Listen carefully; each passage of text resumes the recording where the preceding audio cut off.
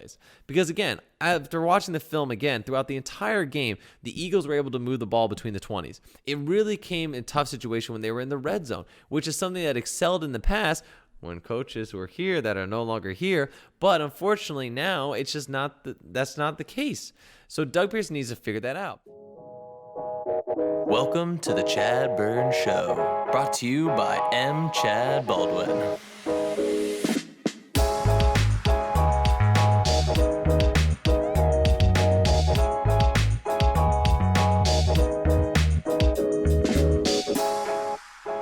Welcome to the ChadBurn Show. I am your host, ChadBurn, and we are back at it after another full weekend and full week of sports since we last spoke last Monday. Just incredible, from the World Series to the amazing games in the NFL. Just plenty to pick about, to talk about. Just so excited to get back on to be able to discuss everything that has happened. You know, today's episode, we're definitely going to focus again on the World Series after the Dodgers last night pushed it to 3-2 in the World Series, one game away from winning it and rightfully taking that title back after being denied, playing the cheating Houston Astros. And, of course, the amazing storylines in the NFL this week. From the Eagles starting off Thursday night, getting a win over the Giants, to the incredible finishing game last night against the Seahawks and the Cardinals. Just so much to discuss, so we are going to get right into it on this new episode of the ChadBurn Show. Thank you again for joining us, and we'll dive right into it. So first things first, the World Series has been incredible to watch. I know baseball is not always the most exciting, most fun sport to watch. I personally love it, and it's something I think if you grow up with, you can't get enough of it. But if you are just even a casual viewer of the sport of baseball, this World Series has been everything has been built up. It's just been so much excitement, from great hits to great pitching to the bullpen coming through the Dodgers last night to incredible, weird, crazy finishes, especially with Game 4. I think there's just so much going on. I personally want to talk about Game 4 and Game 5. It's just been wild finish to the end. Last night a little more traditional, but Game 4 absolutely insane, with the Rays winning Game 4, tying up the series 2-2, and then the Dodgers winning last night to then take the lead to make it a 3-2 in the series and one game away from clinching the World Series title.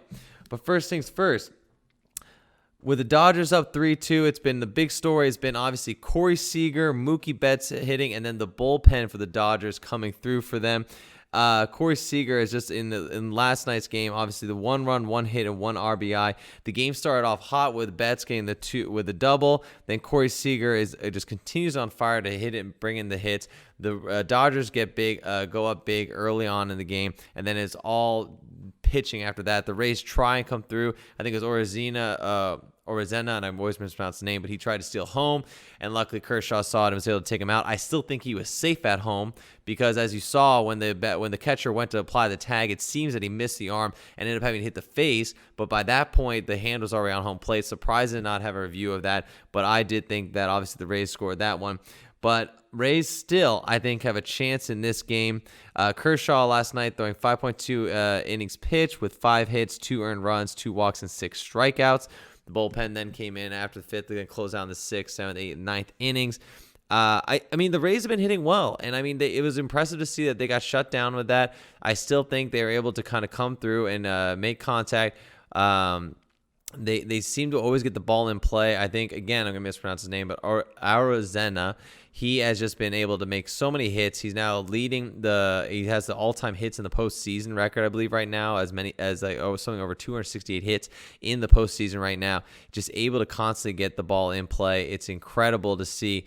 That's what the Rays do. They get on base. They're not always going to hit with the power, but they're able to get on base and get into scoring situations, so they're able to always claw back. It's something we saw in Game 4 where they were down constantly. The Dodgers kept coming back to take the lead, and the Rays, luckily in the bottom of the 9th, got batters on in scoring position, and thanks to a couple errors by the Dodgers, the Rays were able to score and win that game. I mean, again, awesome to see a kid like Phillips, who, he's batting something like 164. He's only had 2 at-bats in this postseason, not really, playing a lot in this game, in the series, in the World Series, I should say. But, when he got his opportunity, the kid came through with a beautiful line drive out into the center right field, which obviously was mishandled by the Dodgers and then turned into one run being scored, but then a second one because they missed Will Smith did not get the catch at home and was able to not apply the tag. But, that's what we see every week. The Rays are able to get the ball in play, able to get into scoring position, able to just chip away at any lead you have. Even last night in Game 5, I thought the Rays still stood a chance. They had plenty of opportunities with runners on base. But, again, you got to give the credit to the bullpen for the Dodgers. They came in when they needed. They came in clutch when you needed them to get a few strikeouts. The pitching was excellent. The placement was great. Enough said. I mean, I'm no expert in pitching, obviously, for baseball, but from what I got to watch, it was just absolutely beautiful to see and unfold. Really incredible all around. I really love this. I think that the Game 6 is going to be a great one. I do hope the Rays tie it up to force a Game 7. Nothing would make me happier than to see this drama continue on for a couple more nights. It's just really been something to enjoy. I mean, in this crazy COVID year with this weird setup, I think the Major League Baseball playoffs have been absolutely exciting and must-watch TV. I love that they extended it to more teams. I think they should continue to do that for the years to come. I think getting more teams in there really makes it exciting. In the end, obviously, the best two teams from both conferences did come out and, made it to the World Series. So the telltale is obviously that those guys were the ones that make it. And no matter how many teams you add to the playoffs, the best do end up making on top. So we're happy to see that. But really, loving it all the way through. I think if you're a Dodgers fan and a Rays fan, you haven't gotten some great baseball. No shame if one of them loses this series. Obviously, you want them to come up top, but it's been great, hard fought. I don't give the advantage to either of these teams. I think that any of them can win any of the night, and we're gonna see who gets hot late in the game. So I'm hoping for a big one tonight. It's gonna be I'm not sure if it's tonight, but that big Game 6. Again, holding out hope the Rays can come through and force a Game 7. I think that they continue to battle at it. They continue to keep the ball in play. They continue to play strong defense and get the starting pitching they need. This could be a good one. I mean, last night, obviously, the Rays did not have a great starting pitching outing. They were, basically jumped on right from the start over that Mookie Betts leadoff double. But, I think if the Rays can get some of the better starters in and come through at the end here, we should see a competitive game. So excited for that. Continue to check out the World Series. Absolutely amazing. And kudos to baseball for continuing to, up their game. It's been really awesome. But outside of the World Series, obviously the NFL is still in full throttle heading into Week 7. It's been a big one. We had a lot of high-scoring games, a lot of dramatic finishes at the end. Obviously, the first game of the week in the Thursday night slot was the Giants versus the Philadelphia Eagles. My Birds did come out with a win. We'll obviously break that down a little more later in the episode. But right now, I want to go over our big NFL storylines, our 4 games to look at.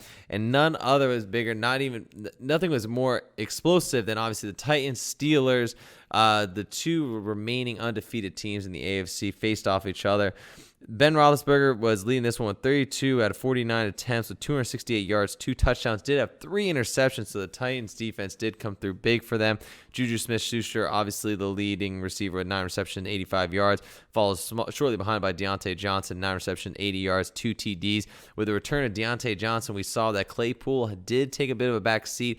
Only got 1 reception. That was for negative yards. So we'll see how his role kind of unfolds now that Deontay Johnson is back into the starting lineup for the Steelers. Ryan Tannehill did not have a bad game. 18 of 30 for 220 yards and 2 TDs.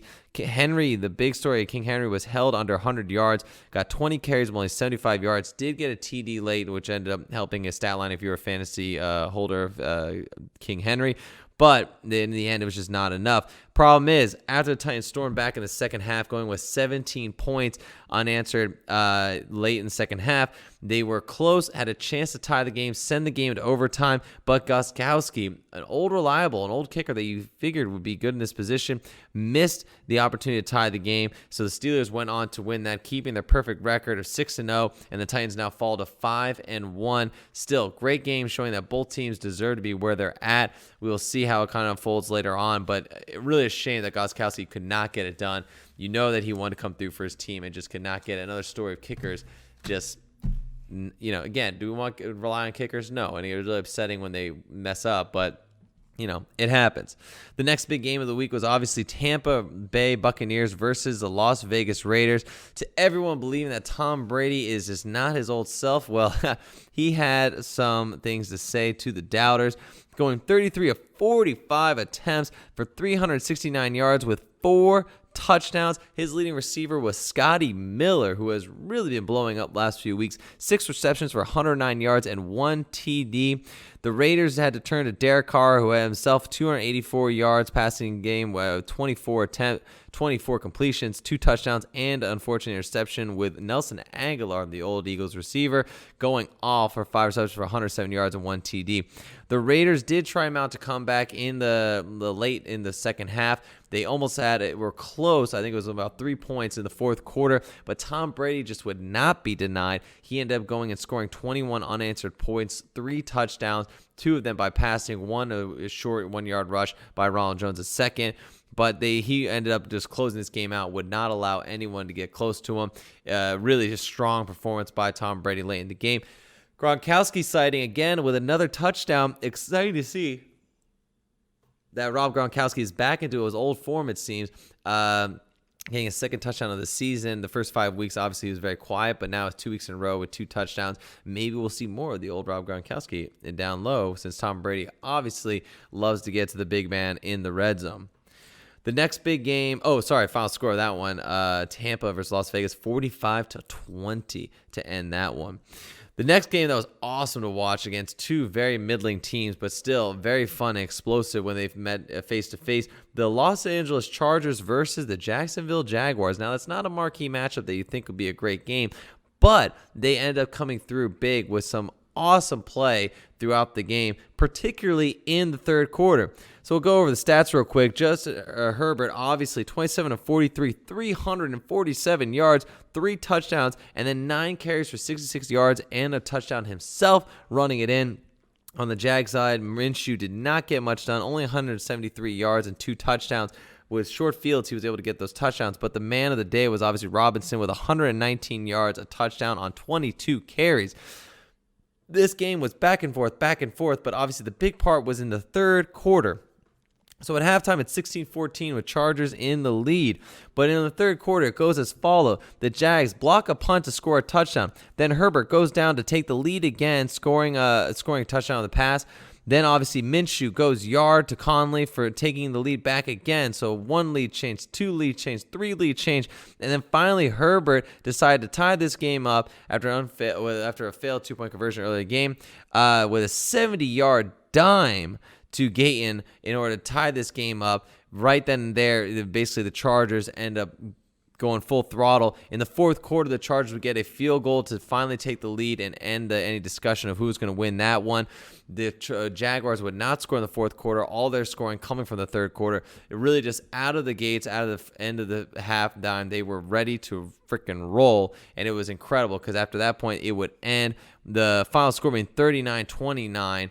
Everything else in the fourth quarter is really just kind of defense. The Chargers running it out, trying to waste some clock. Obviously, they got the field goal late. Finally, after the other touchdowns to take the lead, since Justin Herbert was able to take the final, I would say, nail in the coffin touchdown. When after it was 22-22, he got the touchdown with a 5-yard run. And then finally the field goal, like we mentioned, in the fourth quarter. Really great game. I love watching the Chargers play. I think that they're an exciting team because they're up and coming, and they are going to do great things once Herbert gets kind of ready to go. The defense still is having trouble keeping the points down, but when you have Herbert there who's able to sling it all over the field, I think you've got positive stuff to come.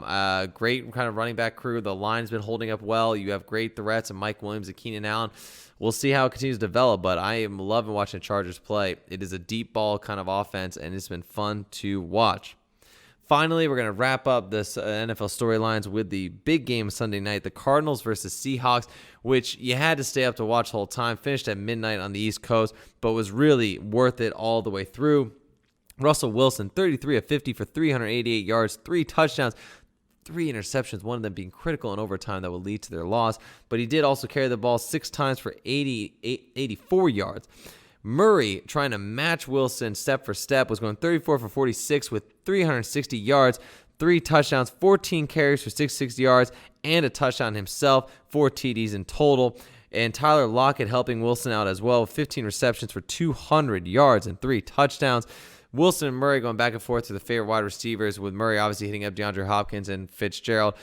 Wilson going to Lockett. But the game was just, I mean, it was amazing to see. You thought the Seahawks had it late, that the game was going to be over. The Cardinals ended up coming down and driving twice to get a touchdown and a field goal to tie it up and send it to overtime, with eventually the Cardinals taking it overtime with a field goal from Gonzalez. However, everything before it was really dramatic as well, because the Seahawks ended up not scoring on the first drive in the overtime. Bring it back to the Cardinals. The Cardinals get in a position where they can score and end the game with a kick by Gonzalez, something around 52 yards. Gonzalez ends up lining up kicking, and it's good. However, his own team ended up calling a timeout right before the kick because it looked like they were going to have a delayed game. So their own coach of the Cardinals ended up icing the kicker, because in the next attempt he would miss the field goal. At this point, you think it is all over. We're in overtime. The Seahawks had one opportunity, did not score. The Cardinals missed their opportunity to win the game with a field goal.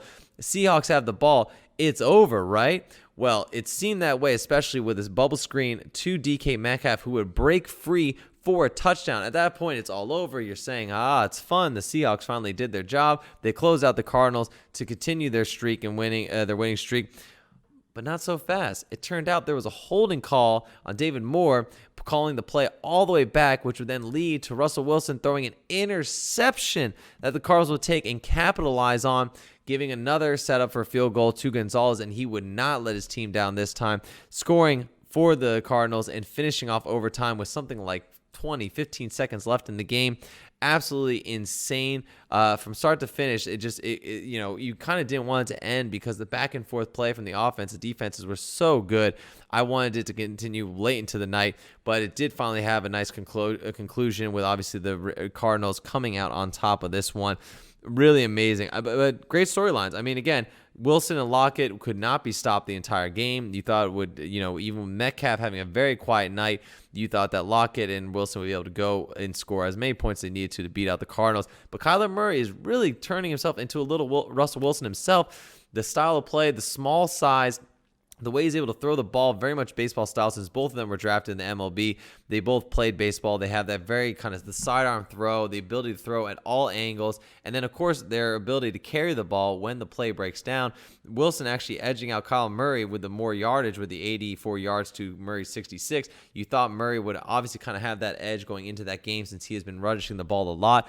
But Wilson, credit to him. Like, he knows in certain situations he needs to get the ball moving, and he does. So, again, amazing play by both quarterbacks, amazing wide receivers as well. Great offense. The defense came through when they needed to. Cardinals getting those picks from Russell Wilson, so you give it credit to them as well. So Cardinals, again, a quiet team. They're now 5-2. They are, I think, kind of coming up in this rivalry with the Seahawks that's going to be great for years to come between the small Russell Wilson and the big Russell Wilson, I'll say, between Kyler Murray and Russell Wilson. So I'm excited for this one to continue on. Did not think it was going to be as close as it was. Just a great game. Absolutely insane from both sides and both teams. Good job. But the obviously Cardinals winning that one in overtime, 37-34. Whew. Like I said, it was very exciting. I was glad to get into these storylines because it was absolutely incredible to see these games unfold. Sunday was just so much fun with the Eagles already being done on Thursday night, just getting to sit back, watch Red Zone, tune into games I really want to check out. There's nothing better. There's nothing better on a Sunday than getting to enjoy every single game that is being played in front of you. But I would be remiss if we do not obviously hit on the Thursday night game between the New York Giants and the Philadelphia Eagles. One that, well, let's be honest, in the NFC least, there doesn't seem to be really any good games between these teams. As we saw, the Cowboys and the Redskins, the Cowboys getting absolutely demolished by the Redskins. This division is up for grabs for whoever wants it. Probably a team that's going to be below 500 will take the lead in this division and get into the playoffs with a losing record. But we're really trying to decide who is the better team. So the Eagles coming in, you're thinking them clear favorites, about 4.5, 5-point favorites against the Giants. But it was a close match. Obviously, starting off, the Eagles looked to be the way better team. It was a flawless beginning by the Eagles with Carson Wentz, who was able to go down the field in the first drive, almost near perfect, scoring a touchdown himself, running in. At that point, you thought the Eagles would be great. Even at the beginning of the second quarter, as they're going back and forth, you figured that they were going to be in a good position to continue to drive the ball down. They were moving the ball with ease between the 20s, but when it came to the red zone, that was where things got tricky. I will say that there were some sloppy parts early on in that second quarter where Carson Wentz down in his about 5-10 yard line. Doug P draws up a pass play again. Carson does not get rid of the ball, instead trying to play hero ball, getting the sack in about the 3-4 yard line, setting up a tough punt for Johnston, which brought the Giants with a short field. I think they got over midfield after the punt to then a deep ball to Tate, who would kind of tie up the game right there. You kind of thought, okay, Giants got that. It's fine. The Eagles continue to drive on. They'll continue to get better. Not so much. The Eagles end up stalling after getting a field goal from Jake Elliott. They would kind of start stalling in the middle of that game. Again, I don't want to put it all on Wentz right now because Wentz has really shown that he can carry this team on his back in situations where they need him to do it. I think Wentz has been playing his tail off. Do I think he makes bad decisions? Yes, but there are some iconic quarterbacks who were very successful who also made poor decisions. The big comparison you keep seeing is Favre. Now, I'm not saying Wentz is a Hall of Fame quarterback, okay? Everyone calm down, stop freaking out. I'm not saying that. What I am saying is that the comparison they're making is pretty damn accurate because when Favre got into a lot of interception troubles because the man would hold on the ball forever. He kept trying to sling it into tight windows. He'd wait late with the ball to let the play develop and try and throw it because he had the arm strength to make up the time he wasted waiting for the play to develop. And a lot of times he got into those turnover situations. But on the plus side was Favre, late in games, was incredibly calm and collected. He was able to lead teams down and get them into winning positions. He was able to win a lot because even though he got into trouble holding on the ball and throwing the picks and, turning the ball over frequently, he was gutsy. He was tough. He made sure his teams always had an opportunity to win. So it was that kind of play that makes you think Carson Wentz is not really the problem here. I agree with the contract he has. Do we want him to continue to perform better? Yeah, but look what's on the field with him. Carson Wentz is one of two starters on the field right now, with Kelsey being the other one before the season started that we thought was going to be the big dynamic offense of the Eagles. The game started with two more starters out there to make it a total of 4 with DeSean Jackson and Lane Johnson, but both would get injured in the game. So you see that obviously Carson is not always making the right decisions, but at the beginning of the game, at the end, it was flawless. But we still have to hit on some points. So I'll say the Eagles go down, and in the second quarter, you start seeing Carson fall apart. The moment you see Carson fall apart is when there's constant pressure coming from the defense. The O-line, specifically Mailata, was constantly making Wentz having to scramble out of the pocket and try and make something happen out of nothing.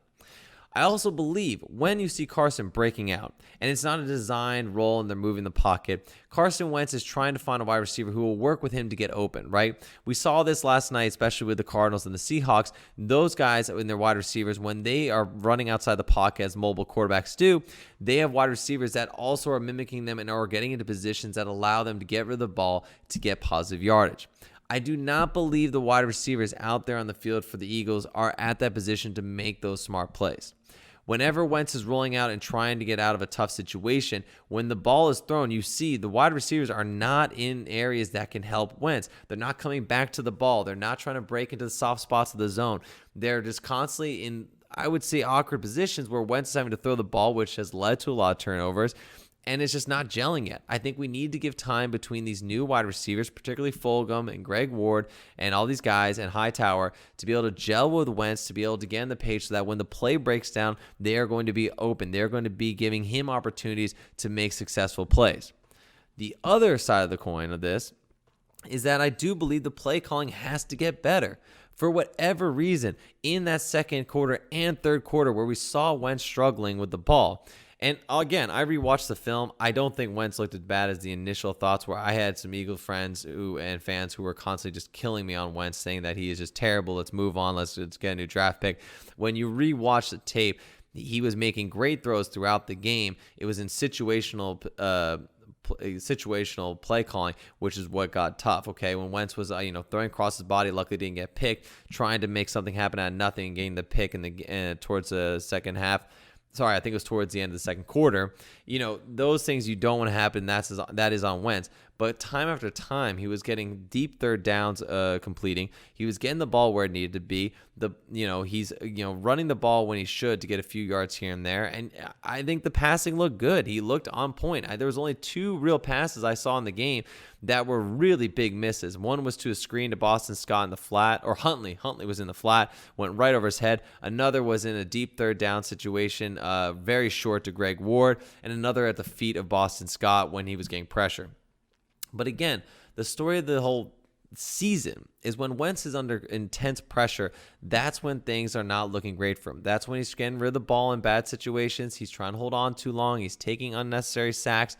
This is what's the problem is. And it's not going to get better with the line they have out there. It's all backups. It's some linemen that probably shouldn't be in the NFL. They're getting bull rushed. Their spin moves are easy on them. The swim moves are killing them.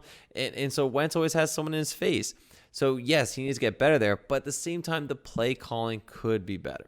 I don't understand why Doug Peterson, when the offensive line is clearly giving up a lot and putting Wentz into tough situations, I do not understand why Doug Peterson is not getting the ball out of Carson Wentz's hands faster. Every time still, it is a 4-5 step drop back to a pass, which requires time to develop. You don't see any wide receivers coming across in the flat. You don't see a lot of just dump offs in the middle. They're being developed way down the field. Now, every once in a while, Wentz is able to get a short dump off and he's able to get good passes, and that's great. But when he's struggling, I don't know why Doug Pearson is not going to the quick plays. I don't know why there's not a quick slant, a quick out, something just to give Wentz in a groove and get the defense to back off, tire them out, and not have them constantly just pinning their ears back and going right after Carson. If you know the tough game is when Carson's under pressure, get rid of the ball. Design plays to help the kid out. And he's not doing that.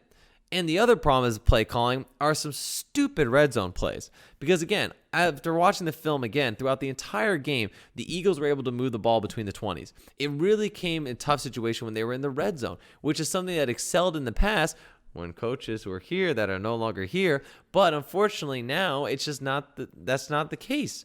So Doug Pearson needs to figure that out. At the end of the second half, it was 3 straight fade routes that just were nowhere near being completed. The wide receivers were covered. Nothing was really open. They try and go back to the corners, and Wentz is trying to leave it in there, but you don't have the personnel that can get that done. You don't have the height. You don't have the jump balls experience, and the cornerbacks were on him. Again, these were designed plays by Doug, who wanted them to be fading out to the sideline. I don't see why that worked. It clearly didn't work, and he kept calling it up.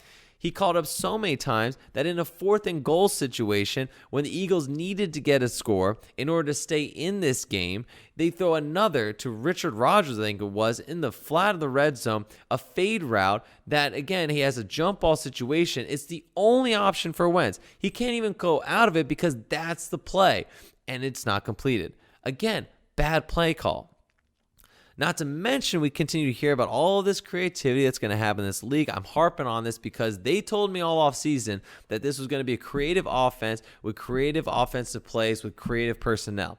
Well, the only time it gets creative is when Hurts is in there. And again, in the red zone, they're putting in Hurts. And what happens? They have Boston Scott lead blocking for him. And he just drives up.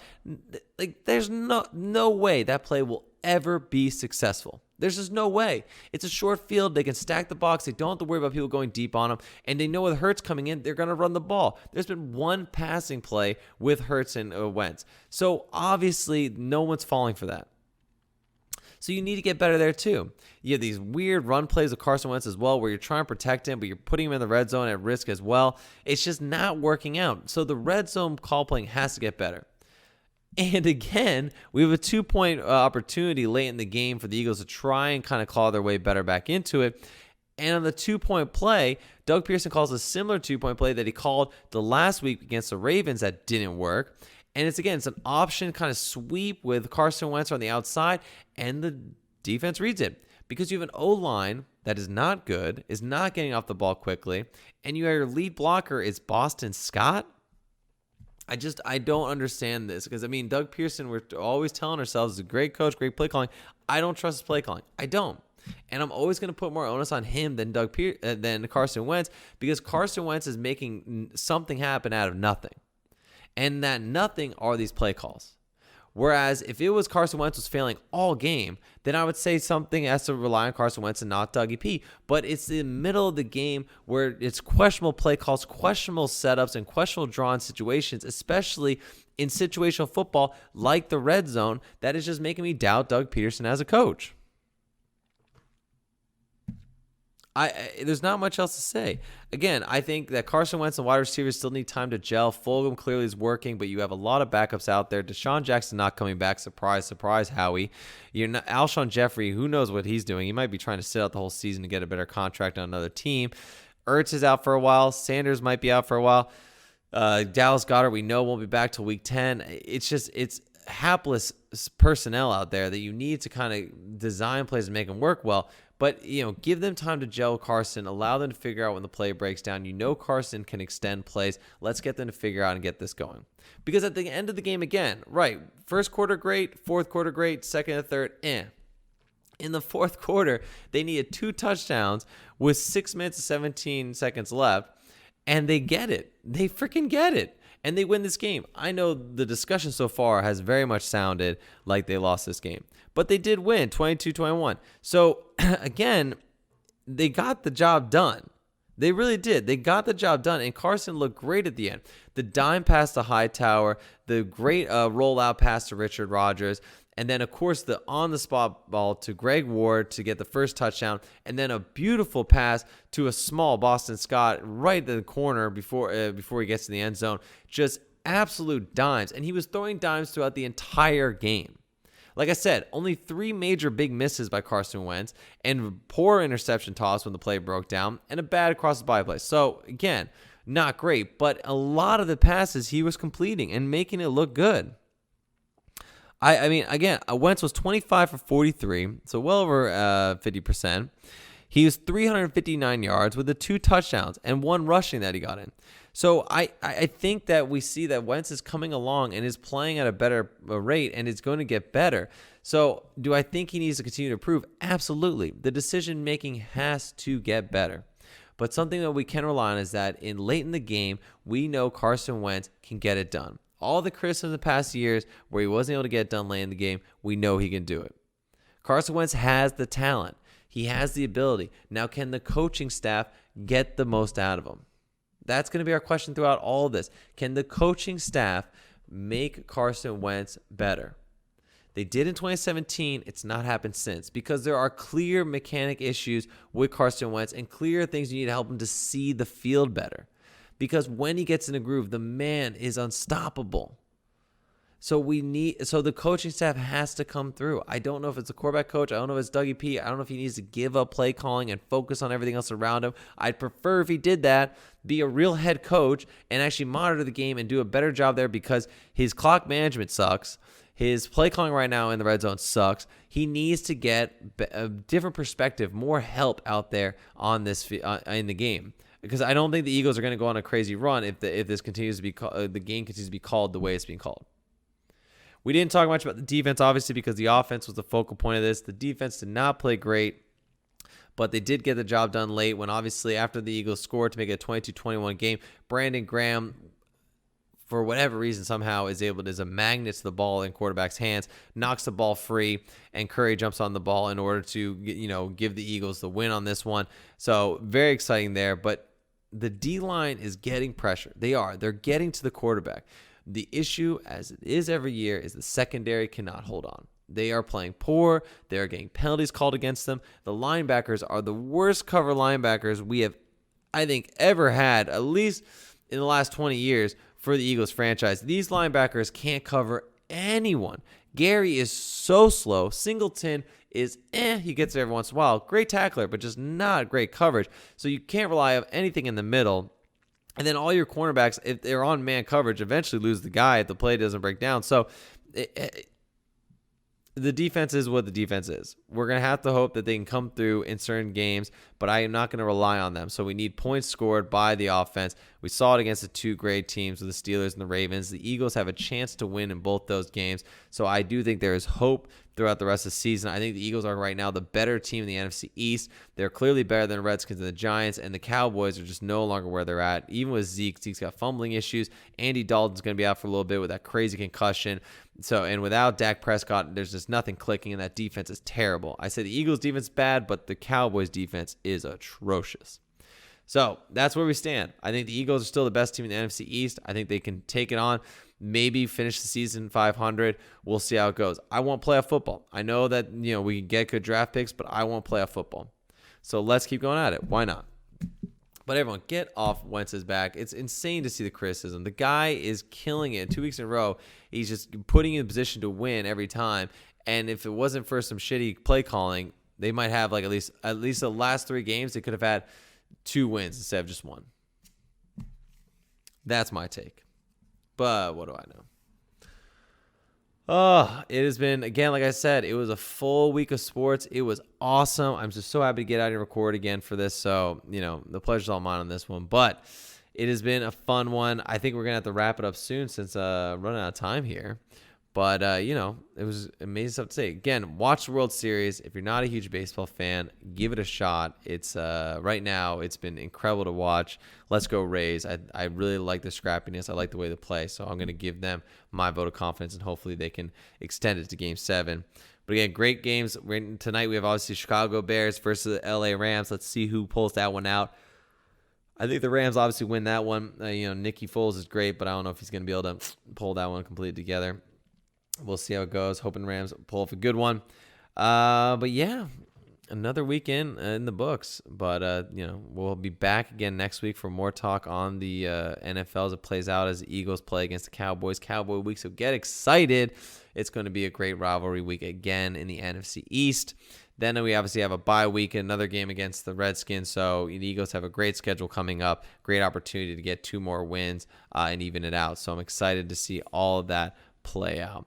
But really, it's been so much fun to come back on and discuss this. As you can hear, I was excited through all of it. A lot more coming our way, a lot more sports to discuss as the weeks unfold. So I'm going to end it there. Thank you for joining us and listening.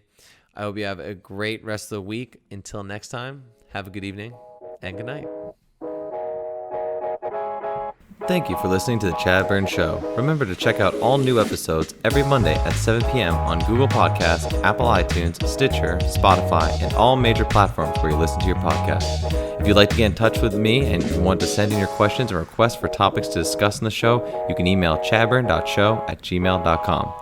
All episodes have video recorded, which is then posted to our YouTube channel, The ChadBurn Show. Be sure to subscribe to us where you get your podcast or on our YouTube channel to stay up to date with all our new content. You can also follow the show on Instagram at ChadBurn Show and on Facebook, The ChadBurn Show, to see clips from previously recorded episodes and information on all upcoming shows.